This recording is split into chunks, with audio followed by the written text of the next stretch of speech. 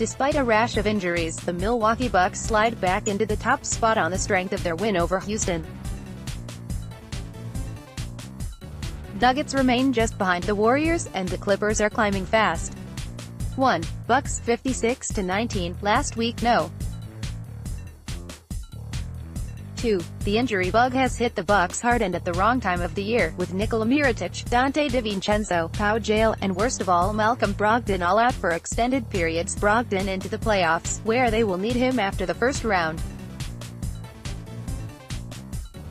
Even with all that, the Bucks showed against the Rockets Tuesday night that they were the better team. The MVP battle between James Harden and Giannis Antetokounmpo never materialized, but Milwaukee had a superior game plan and the players to execute it better.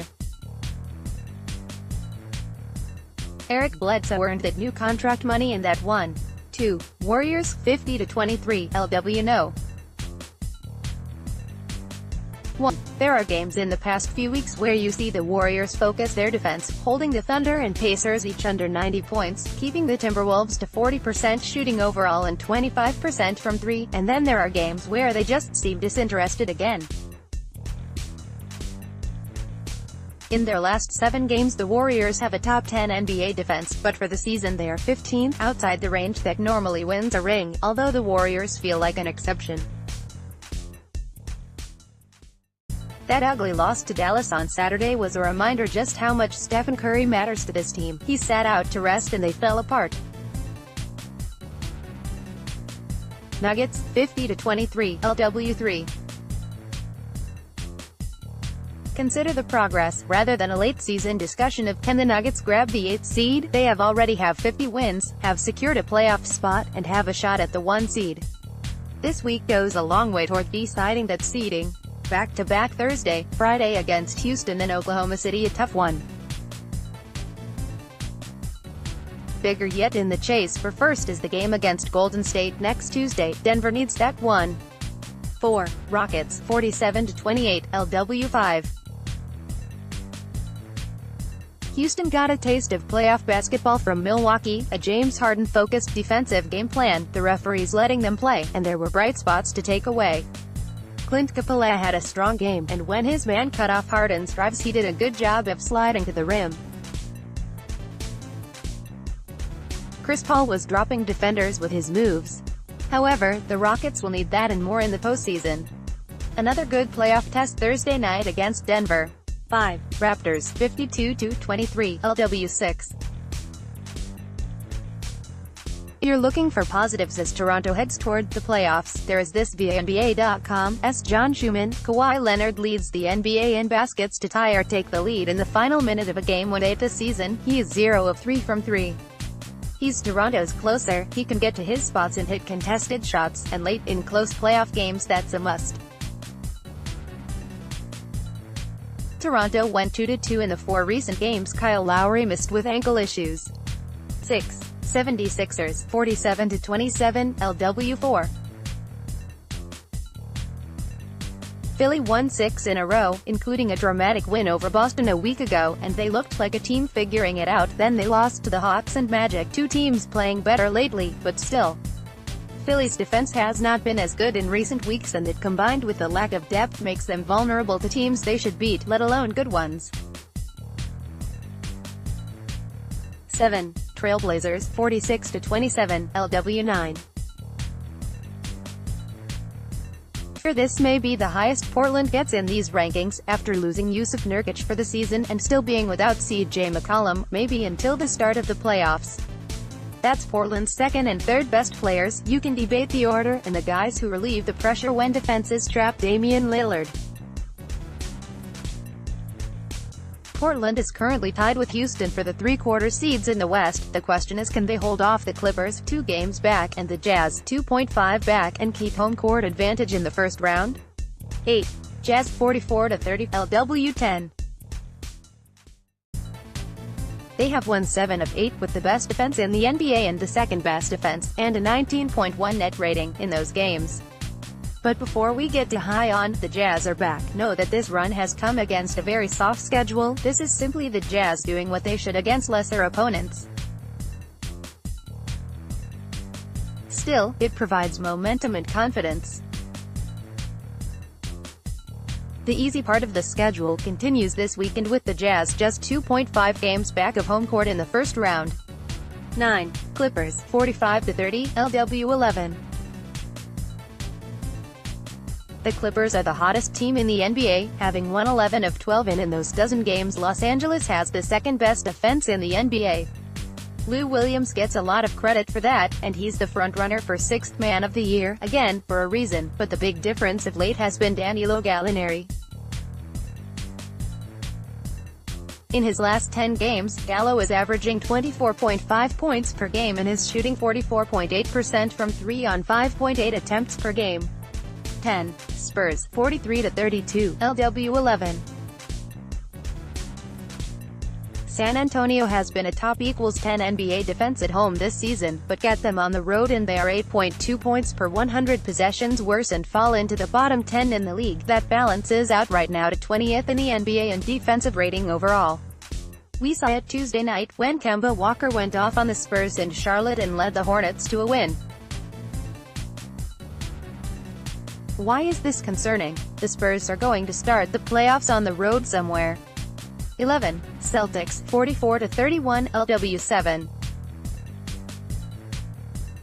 Remember when the Celtics blew out Golden State and Kyrie Irving said a cross-country plane flight and a chance to air things out with Brad Stevens put the Celtics on the right track? Boston is 4-5 since then, and now have a 4-game losing streak. Last season Boston's playoff run was built on elite defense, but in its last 10 games the Celtics are 26th in the NBA, and it's gotten worse during the last 5. We shouldn't be more than 70 games into the season and asking if this team can pull it together in time. 12. Pacers, 45-29, LW12. Indiana knocks down threes when they take them, shooting 37.2% from beyond the arc as a team, 5th best in the NBA. However, they take the second fewest a game, 25.4. Will that change in the playoffs, where they seem destined to face Boston in the first round? The Pacers will need to generate more offense, and without Victor Oladipo to create looks in the three-ball seems a reasonable way to do that. 13. Thunder, 42-31, LW13. Oklahoma City has dropped 5 of 6, and part of that is how their MVP candidate, Paul George, has slumped of late. This is the second season as a row George has struggled after the All-Star break. Last season he shot 38.5% overall, 32.4% from 3, after the ASG. This season it's 38.6% shooting overall and 32.9% from 3.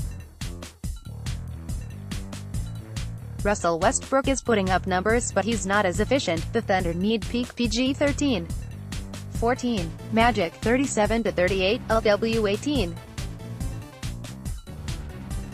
Winners of 6 in a row, with the victory over Miami on Tuesday night. The Magic are in the playoffs as you read this. By half a game, but they are in. The Magic and Heat are tied in the loss column. Back at the trade deadline, the Magic decided to keep Terrence Ross and make a playoff push rather than rebuild, and now that seems brilliant. While 538.com gives Orlando an 80% chance to hold on to a playoff spot, it's not that simple when you look at the schedule. This week Orlando has road games at Detroit, another team the Magic trail by just half a game, Indiana, and Toronto. 15. Heat, 36-38, LW14. The Heat are strongly worse at home than on the road this season, having gone 17-21 in American Airlines Arena. That came back to bite them on Tuesday with a loss to Orlando. If the Heat are going to climb back into the postseason, they need wins against Dallas and New York the rest of this week before a home-and-home with Boston. Justice Winslow's absence has further hurt a struggling offense, plus the Heat just can't stay healthy enough for Eric Spoelstra to have regular rotations. 16. Nets, 38-37, LW16. D'Angelo Russell and company need to keep finding enough offense to go with their top 10 defense, the last 5 games, anyway, if the Nets are going to hold on to a playoff spot. While they are currently the 6th seed, they are just 1.5 games up on the 9-seed Heat, and every remaining Brooklyn game is against a playoff-bound team, including the Heat on the final game of the regular season. 538.com gives Brooklyn a 79% chance of making the playoffs, but to live up to that will require a little more offense down the stretch. 17. Kings, 37-37, LW 17. The Kings are not making the playoffs, but with 8 games to play the goal of a .500 season remains in their grasp. It just won't be easy. Kings are on the road for 5 of 8, and they have 5 playoff teams in that mix. Nice feel-good story by the Kings recently signing former Sacramento State guard and local kid Cody Demps to a 10-day contract. 18 Pistons, 37-37, LW 15. I am rooting for a first-round Detroit vs. Toronto matchup, the Dwayne Casey Revenge Series. Detroit took the season series 3-0. For the Pistons to make any postseason noise, they not only need a huge series from Reggie Jackson, but they also need a team where their post-ups with Andre Drummond are more efficient than they are against most teams. With Mark Gaol and Serge Ibaka, the post-ups may be difficult against Toronto, but that would be an entertaining series. 19. Hornets, 35-39, LW 22. Kemba Walker just will not let this team go away. He had 38 points against the Spurs Tuesday night, 11 of them in overtime, and was a one-man offensive force just when the Hornets needed it. Charlotte is going to need a lot more of the Kemba show down the stretch. The Hornets are 1.5 games out of the playoffs and have their next 4 games, and 6 of the 8 remaining, on the road. Plus there are 5 current playoff teams in that 8. If Charlotte can find enough wins, the final game of the season against Orlando could be interesting. 20. Timberwolves, 33-41, LW 19. It looks like Ryan Saunders is going to keep the head coaching job, in part because he is getting credit for unleashing Karl-Anthony Towns. Cat is playing so well he's in line to make third-team All-NBA, which would mean a $32 million bump in his contract extension with Minnie. The real question is who will be he next GM, and how can they upgrade around Towns on a roster that Thibodeau bogged down with expensive veterans in the max contract anchor that is Andrew Wiggins. 21. Lakers, 33-41, LW 24. While the Lakers play out the string, talk in Los Angeles has moved on to, who is next? As in, who is taking over for Luke Walton after they let him go? While the Lakers eyed big names, Doc Rivers is staying at his end of the Staples Center hallway and Rick Carlisle likes working for Mark Cuban. While Mark Jackson's name comes up, the smart money is on Tyronn Lue, a former Laker player and someone respected by LeBron James, getting the job. 22 Pelicans, 31-45, LW 20.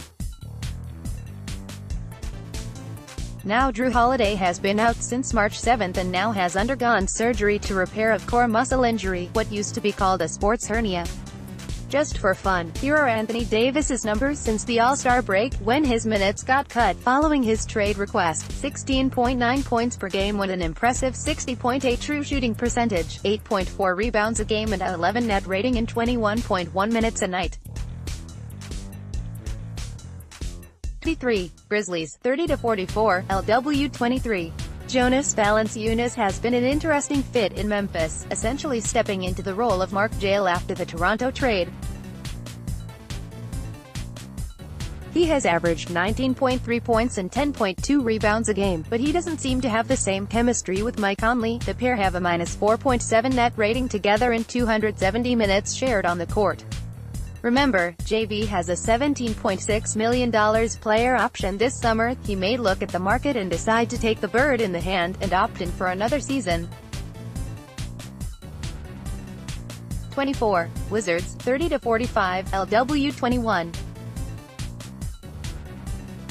Interesting situation brewing with Bradley Beal. He leads the league in total minutes played with 2,823, 181 more than second-place James Harden. That's a lot, and with the team just playing out the string it would make sense to scale back and ease up on the team's best player. However, if Beal can make an All-NBA team, and he is seriously in the mix for third team, talking to voters, then, this summer he qualifies for a Supermax extension of an estimated $199 million over 4 years, added on to the 2 years that would remain on his contract, locking him up for 6 seasons. The Wizards already maxed out John Wall. Does Ted Leonsis have the stomach to do it with Beal, too? 25. Hawks, 27-48, LW 25. Hot as Trae Young. He has 4 straight games now with at least 20 points and 10 assists. That includes dropping 33 and 12 on the Pelicans Tuesday night. 4 other players have had a streak of at least 3 20-10 games this season. James Harden, twice. LeBron James, D'Angelo Russell, Russell Westbrook twice. That's some select company. Mavericks, 29-45, LW 26.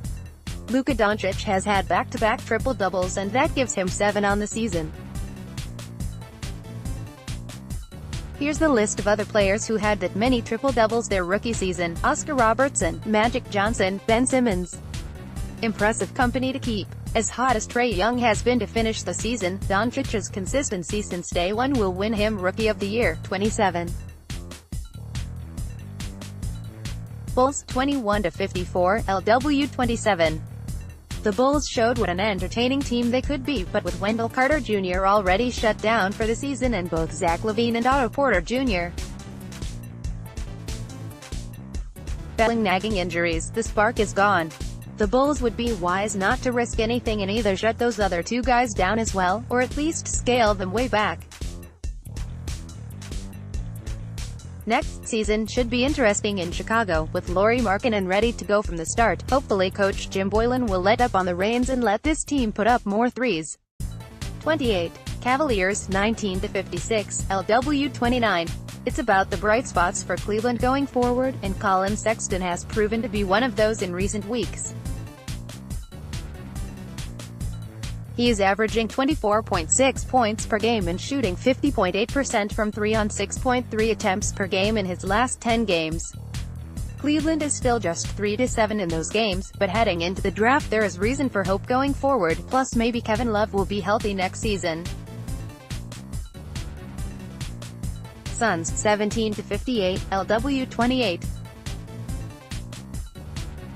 Devin Booker put up 59 the other night in a loss, with the Suns fouling late to get the ball back so he could take a 3 and get to 60, and the Jazz countering by fouling him when he touched the ball so he couldn't take a 3.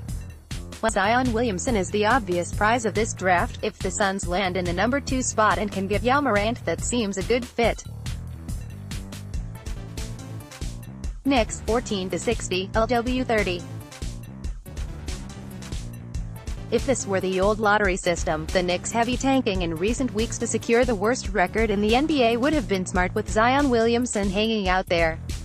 As it is, the Knicks have a 14% chance of the top pick and a 27.4% chance of drafting in the top 2. The Knicks continue to project confidence about free agency this July. We will see if that is justified.